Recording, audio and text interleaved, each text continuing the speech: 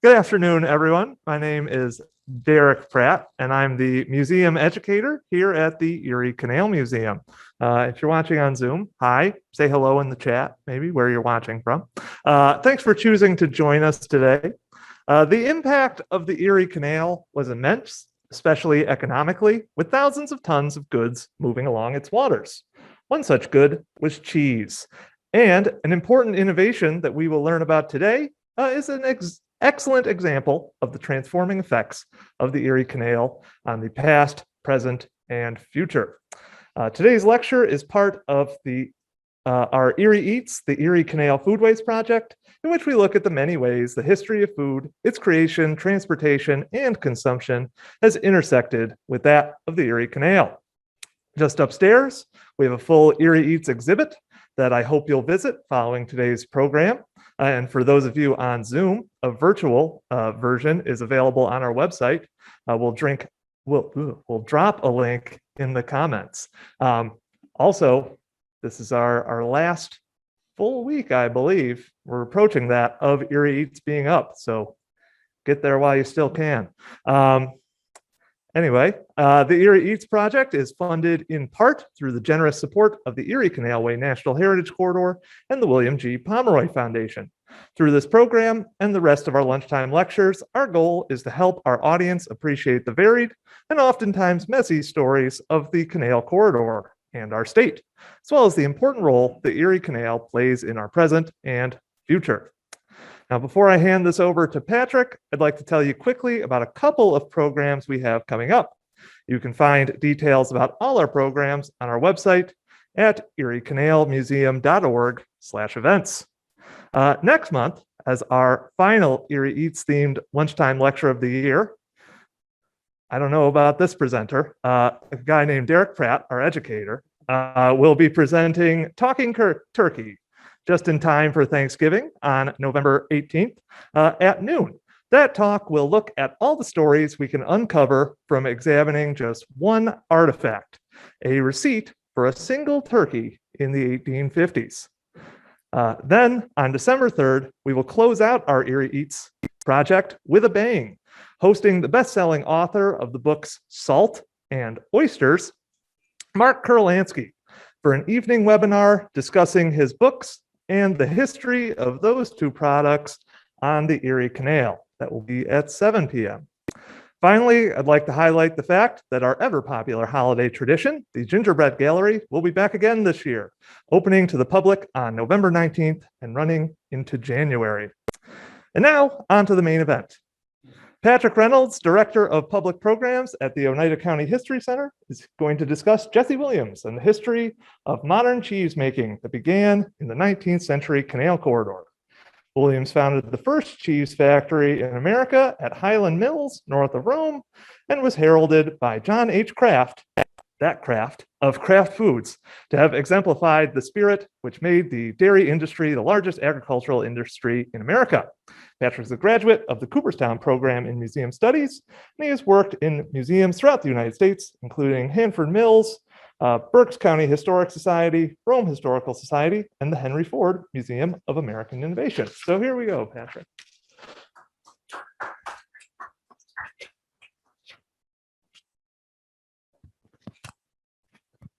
Good afternoon, everyone. Pleasure to be here. Talking about one of my favorite stories about Jesse Williams. As Derek mentioned, I'm at the Oneida County History Center. If you're ever in Utica, please stop by. We are a friendly bunch. And Derek, I'm not seem to be advancing. That's not great. There we go. Oh. So why do you make cheese? Imagine a time there was no refrigeration and you were a farmer and you got milk. What's the problem there? Yeah, milk goes bad. Goes bad quite quickly. How many times a day do you milk a cow? Once. You sure? That's a lot of milk and you got to do something with it. So cheese is a way to preserve the milk, and it gives it some shelf time and it tastes great. Also, saying hello to people on Zoom as well. It's a sustainable product. I pulled up some prices for the price of steak in 1850. You got 18 cents a pound, and cheese was almost there at 12. But when you make a steak, you kill the cow, or you can make cheese and have a cow continue to live on for years. And there was cheese making before the cheese factory system. There was a substantial amount of cheese making going on the farms. And it was called the farm dairy manufacturing. So if you got a cow, you can make butter, you can sell milk close to you, but you can also make cheese on a small scale. And the cheese industry started in New England, 1800s, bringing some of the English traditions with them.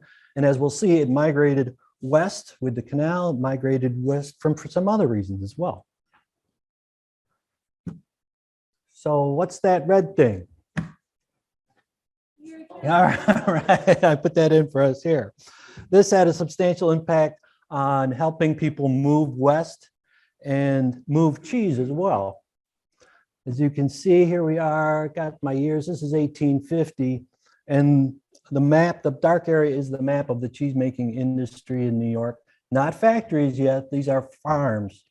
And they practiced a little bit of cooperation with each other in using what was called the curd system. So a farmer could partially process milk on the farm, which we'll get to how that's done, but then kind of get together with other farmers and take their curds and make a big cheese. And not little cheeses like this, but they were making big cheeses. Curd system, yeah, relatively small. By 1849, certainly the canal helped move people west, and the population went west. The farmers went west because there was a lot of cheap land.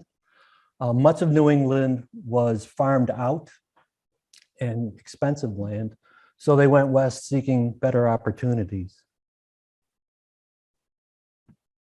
Here's some shipping on the Erie Canal in 1847 from various list of various towns. High Point being Little Falls, but certainly Utica, Rome, not so much Syracuse, but substantial amount of cheese being shipped on the canals. So Jesse Williams, he was born. His father moved, like many people, he moved just north of Rome with a couple of his relatives in 1793. Jesse was born, he got married, had a farm, a grist mill, and a sawmill. In 1830, he started producing cheese, and he was fairly well known. He won some prizes at the county fair, or excuse me, the state fair in 1850. Where was the state fair? No, well, we got to look because it moved around. It was in Utica for a while. I think it was held in Rome at one point too. So more work to be done on that one. But then he took fairly late in life. He took a year off, and he did, I call it kind of his walkabout across New York. And he talked to other farmers and with his wife, Rhoda, and tried to learn the best practices for making cheese, because there wasn't really science of cheese. Like, they didn't understand really what was going on. It was more a craft. But by talking to others, he was able to learn the best way to make cheese. But yes. I do. The location of the 1850 State Fair. It's on display in our Erie Eats exhibit. It was Utica. It was Utica. Yeah. So the big change for Jesse came in 1850 when his son got married. I don't know if he and his wife didn't know how to make cheese, or if he just wanted to have his son to have a good start to his married life.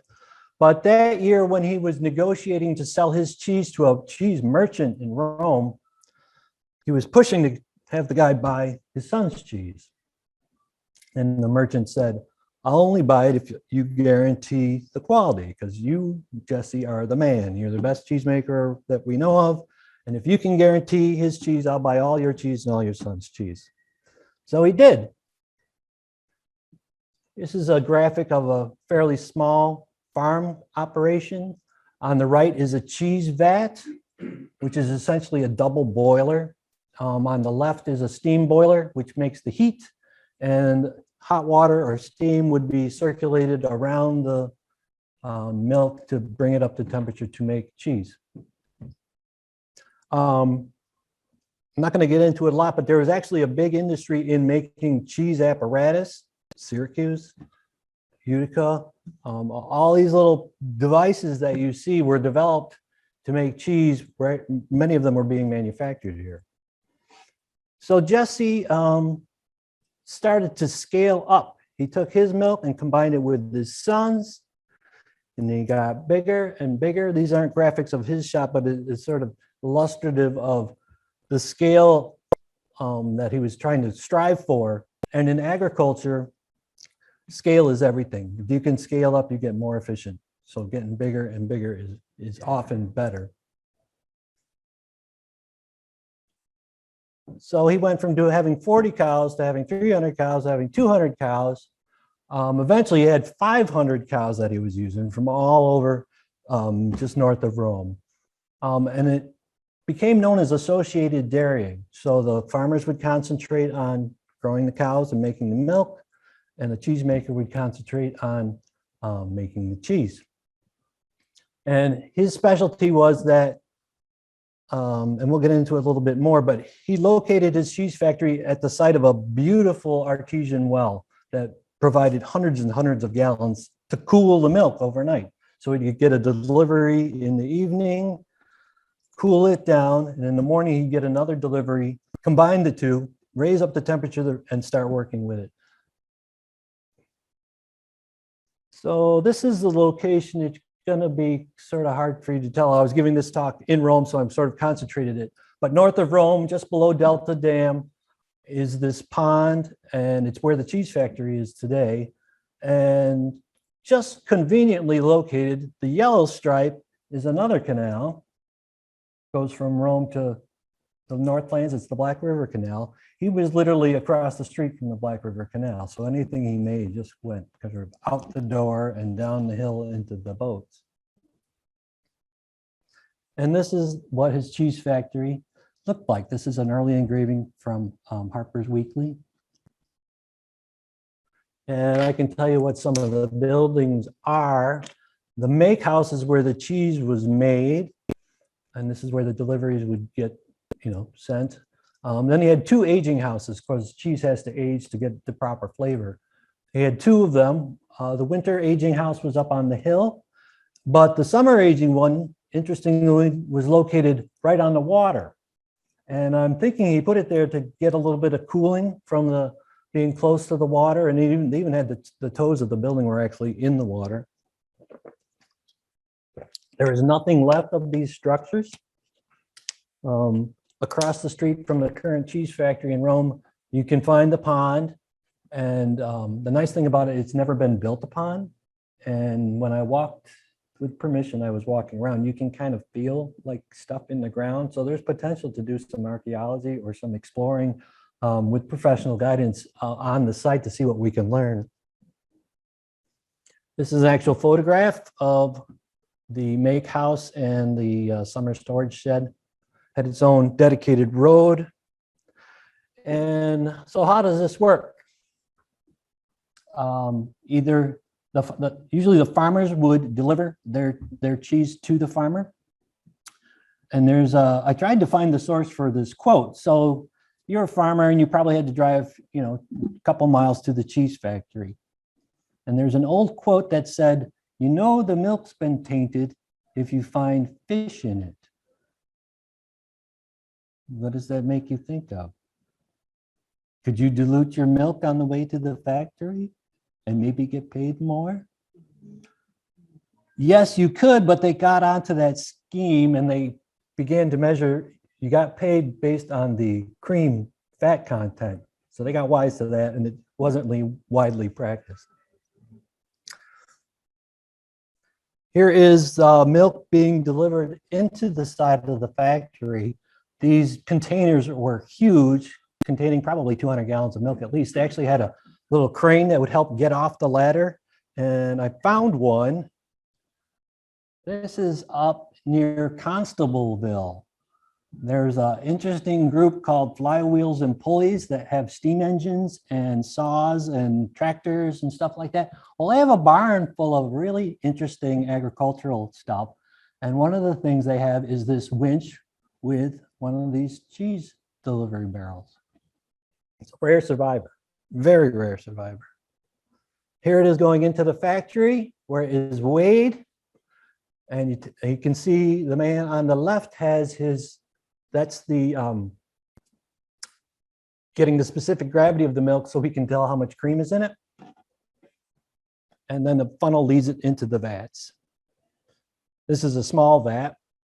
This one was made in Holland Patent. So I spent hours making this graphic for you to figure out how a cheese vat works.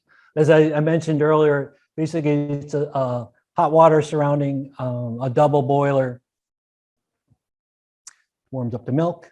And it's not that hot. It's not blood warm, but it's, 130, 140 degrees, I think at the most, depending on what kind of cheese you're making.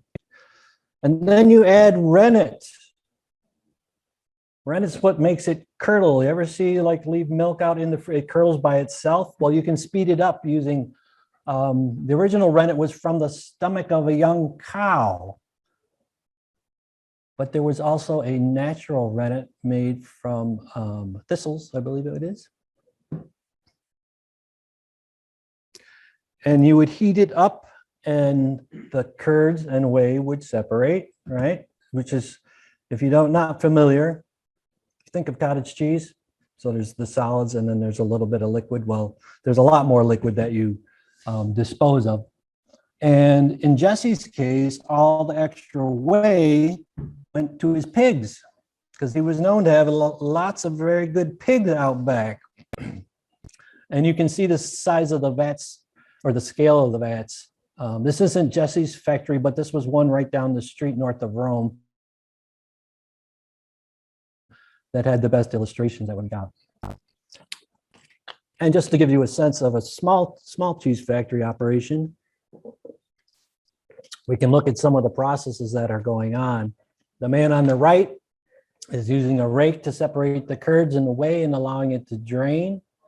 In the back of him is a guy with a very important commodity that was manufactured probably here. He's salting the cheese and stirring it in. And the woman on the left is filling up a cheese mold, which looks very similar to this cheese box. And then on the far left is a press where they compress the cheese. On the right is a set of curd knives, and those are drawn through the curds to help cut it up, allow the whey to drain, and allow it to be, when it's pressed, for it to mesh together. We should mention women, because cheese making had a drastic effect on women farmers, because chances are if you had a family farm with 40 cows, she was making cheese twice a day before the factory system. And then once she was relieved of that chore, she was allowed to go do other things. And strangely, one of the main things they did was work in cheese factories. Dairy maids. Oh, this man is doing some cheddaring. And I don't have a full explanation of what cheddaring is. It's a physical process where you allow the cheese to sort of rest and you flip it over a few more times. But it allows it to develop a different taste. I should mention, which I didn't mention, cheddar is the thing they were making around here. They made other cheeses, but cheddar was the main one. Another interior shot. All this was hand done with a special shaped bucket. It was flat on the bottom to scoop the curds out. And on the left is the giant gang press. There's some more molds being filled. And the gang press. This is one of the sort of mass-produced or mass production items that they used in cheese making that allowed you to press 1, 2, 3, 4, 5, probably 20 or 30 cheeses at once. And they would usually press them overnight to get them to solidify and become solid, or relatively solid. These were manufactured in New York, various different models, some of them patented, some not. And finally, after you got your cheese made, you put it in the curing room. And that's quite a large curing room. You got to keep it relatively cool, but not necessarily cold, because the heat actually helps it age. Yeah, so I took a look at Oneida County, and 50% of the cheese factory workers were women, which is quite a bit of employment. There's one, she's got a curd rake. There's some dairy maids from England working with cheese curds in their long dresses.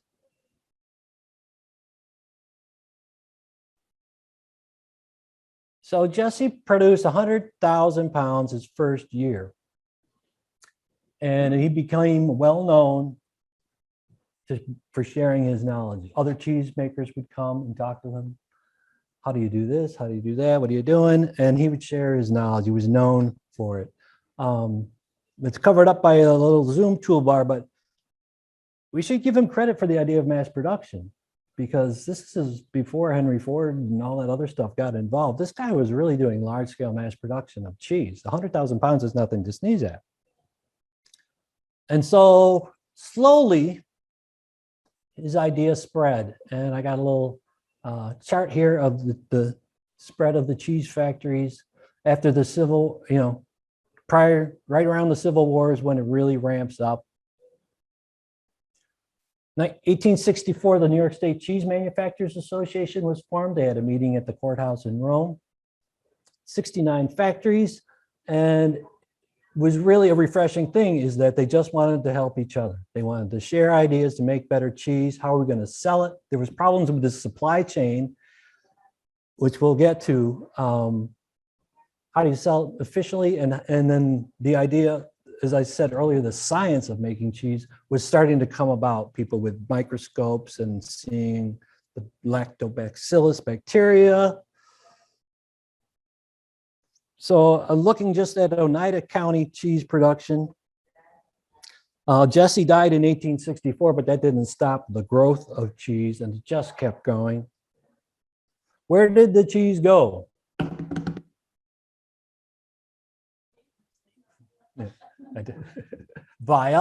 Partially via the canal, certainly. Rome and Little Falls were the big markets. In that buyers from New York City, who were agents for people in England, would come up here and buy cheese to then ship down and across the pond, as they say. This is the Bag Square in Utica. And I started working at Oneida County History Center just earlier this year, and I found this graphic, which I had never seen. This is the interior of the cheese market in Utica. And you see the little guy in the center with a box? And there's one there, and then there's another box here. And I think they're tasting cheese, which is an interesting to think about.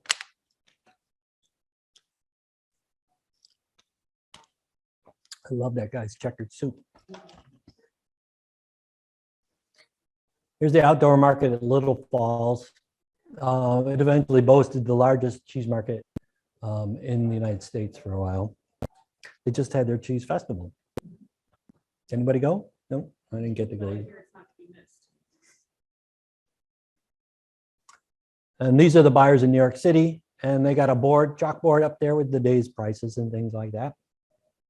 There's an interesting man named Xerxes Willard. He's from the Utica area, and he was very much a proponent of keeping farmers in the know of cheese prices, and he made it a point to get the cost of cheese printed in local newspapers so that they could track what was going on so they wouldn't get robbed. He's a man worth a whole talk in his own. And here's a little map. It's hard to see with the colors, but this is the cheese crescents of New York, which I think, yeah, there's a little better detail. You can see it comes up the Mohawk Valley, north from Rome up to Lowville and things like that along. And then there's another grouping out the southern tier. Nice rocky soil. So peak cheese, yeah, was about 1892. What happened? We still like cheese. English still like cheese. This guy named Borden, he learned how to make condensed milk. Now, you and I might not think condensed milk is something we drink. Well, you can do it in coffee. Vietnamese coffee uses condensed milk. But it was a way to, if you were cooking or anything like that, this was a way to get dairy. So a lot of farmers started selling their milk to be used for other things. But there's another thing that happened, which you canal people don't like, these iron horses or whatever they're called. The railroads get started in New York, and they invented refrigerated rail cars, which interestingly, they loaded each end of those rail cars with ice and packed the middle of it with meat or cheese or dairy. Unbelievable. Like, I couldn't believe this story when I found it. The cheese train. Who knew there was more than one of these? Daily train from Syracuse to New York City, stopping along the way. 60 cars carrying 600 tons of cheese. There was another branch that went up towards the St. Lawrence too. I think went from Syracuse north. What other things happened to the market? I was mentioning the supply chain. So a cheese goes on a canal boat, then it goes to New York City, then it gets on a clipper ship or a steamboat and goes to England, and all kinds of things could happen to it. Mold grows, if not handled. Another thing that happened, that there were so many cheese factories, there was inconsistent quality. The fact that Jesse so freely shared all his knowledge let a lot of people copy his ideas, but maybe they didn't copy everything. The Canadians were great at it, and their market, they started underselling American cheese.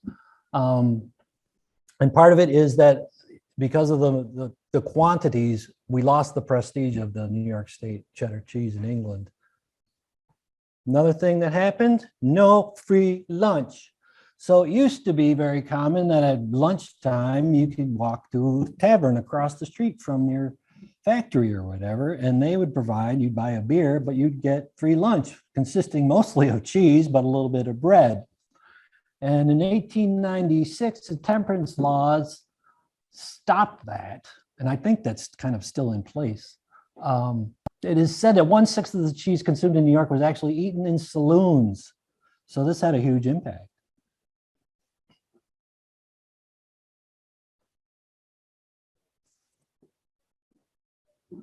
I put this up to show a little bit of the density. You see the town of Western there up in the upper center? I live in Lee, which is right to the left of it, and I couldn't throw a stick without hitting a cheese factory. And they were located just far enough that a farmer could efficiently ship his cheese. You weren't going to ship your cheese for a half a day trek. You wanted to get it there while it was still hopefully cold. The beautiful map does the whole state of 1899, shows the green ones are cheese and the red ones for making butter.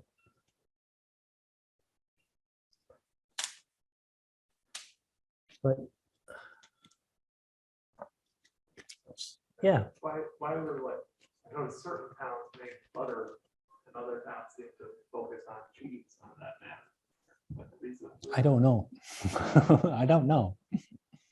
There's more that someone could do, like multiple theses out of this thing. It's just a fascinating story. So if you watch football, I guess it is, there's these guys with cheeses on their heads and stuff like that. Where are they from? Wisconsin, right.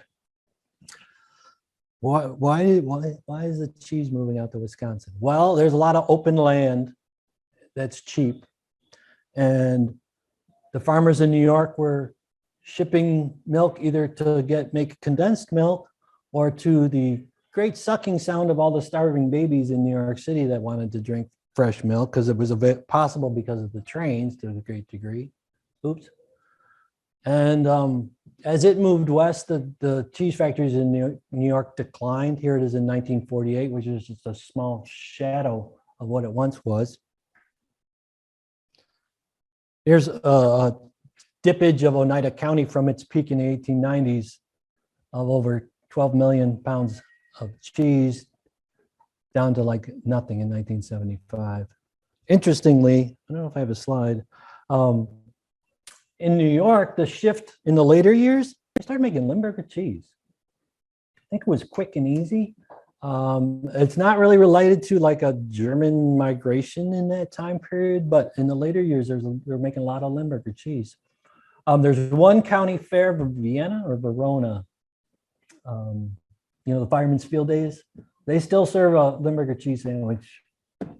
Onion, Grey Poupon, rye bread. Anybody have it? No. We should have got some. You've had it. Good?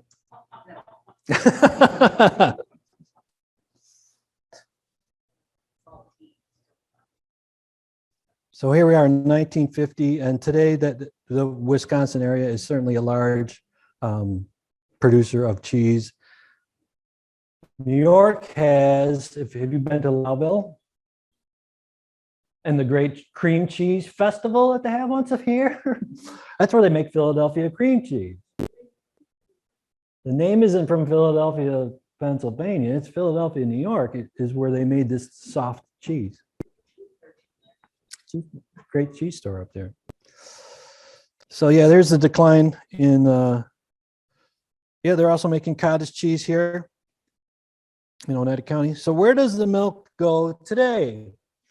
You don't have a lot of farms right around Syracuse, but Oneida County, Madison County, does anyone know where it goes? Oh no, almost none of it goes into the milk that you drink. These guys. Greek yogurt was huge a couple of years ago. It's still huge. They're down towards Oneonta, I believe, Milford. Norwich, huge factory buying up all the milk around here. And as mentioned, there are some small cheese producers popping up around the state. Grassy Cow is up in Remsen. They make cheese curds. Up in Lowville, here's their world record cheesecake of almost 7,000 pounds. From the North Country, a lot of the milk does certainly go to Kraft up there. But slowly, you're seeing some goat cheese manufacturer, certainly at the Lowville or Little Falls factory. There's a smattering of small cheese manufacturers that are sort of making artisan cheeses. So Uncle Jesse never patented any inventions. He revolutionized dairying, transformed farmers' lives by relieving them of having to make cheese. And here is a quote from Kraft, from John Kraft himself. He came to Rome at the dedication of the monument for Jesse Williams. Said pioneers like Jesse Williams founded the factory system, processing dairy products in large volumes, came the ideas and tools that have made America great. Not in the way they use that term now. Jesse Williams exemplified the spirit, helped make the dairy industry the largest agricultural industry in America. The largest agriculture, like bigger than I'm talking a lot of money. Where would our nation be had not the pioneers such as Jesse dared to do things differently? There you go. Thank you. You guys have been good with questions. You got any more questions about Mr. Jesse Williams? Yeah. So I know so a lot of the cheese went to England and kind of factory cheese was born. Were there cheese factories in like France, or was it all very small scale farmer cheese making in? So they did, I talked about the curd system. There was a lot of that going on, but, oh. So the question was, a lot of this American cheese was going to England. Did England and France have cheese factories at the time? Or were these the first cheese factories? Jesse's was the first large-scale cheese factory, not just in America, like scale. They were doing the curd system, which is more like you and 4 farmers kind of working together to make a big cheese. But I actually haven't looked when, because they do have factories there now. I don't know when it kind of en masse, the idea kind of trickled up. England was hurting for land. I mean, they don't have enough cows to make enough cheese for how much they loved it. So, but that's about the best I know on that one. Cheese, they actually take the cheese curds and then they just put it together like that. So cheese curds are cheese before it's cheese. Yeah, so you eat cheese curds, right? They come in a bag. They're pretty mild because they're not aged. It's fresh cheese. And so you get a cheesecloth, right? You know what that is, a gauze. And you'd have a mold similar to this one, usually metal.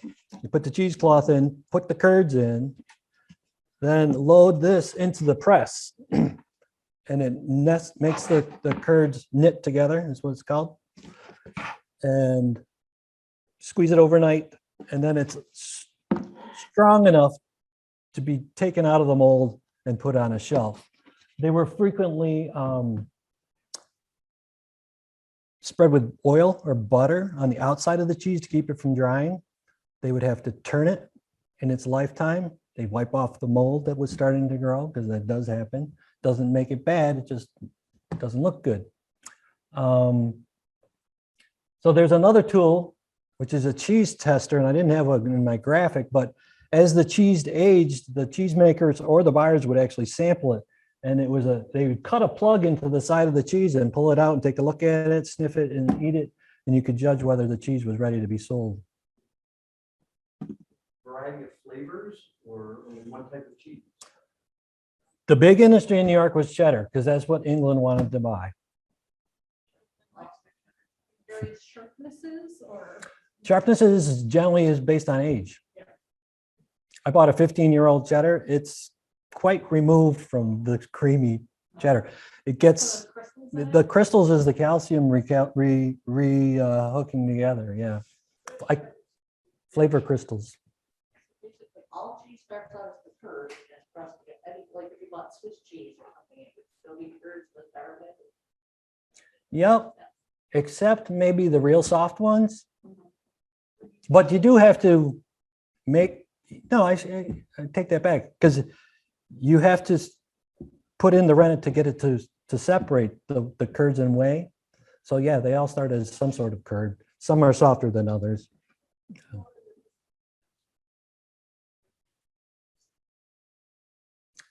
Anything? Yeah. We have a question on Zoom. Question on Zoom. Do you know anything about the status and future of the New York State Museum of Cheese in Rome?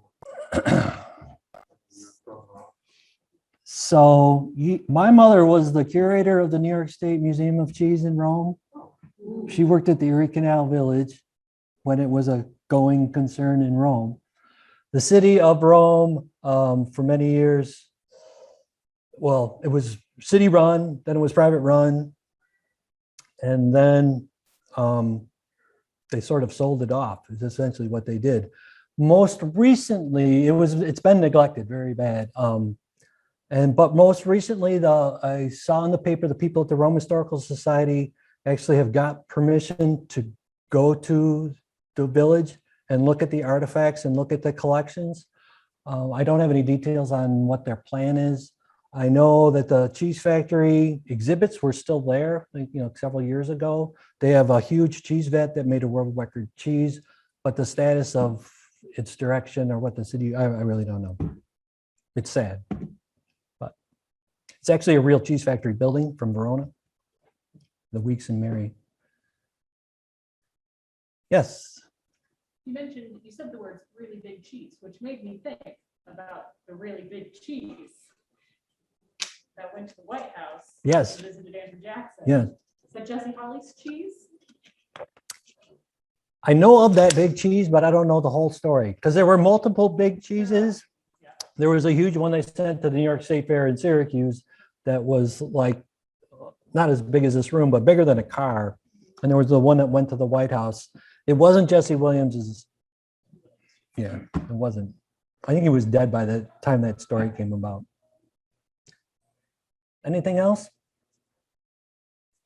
Well, thank you very much for having. Thank you, Olga.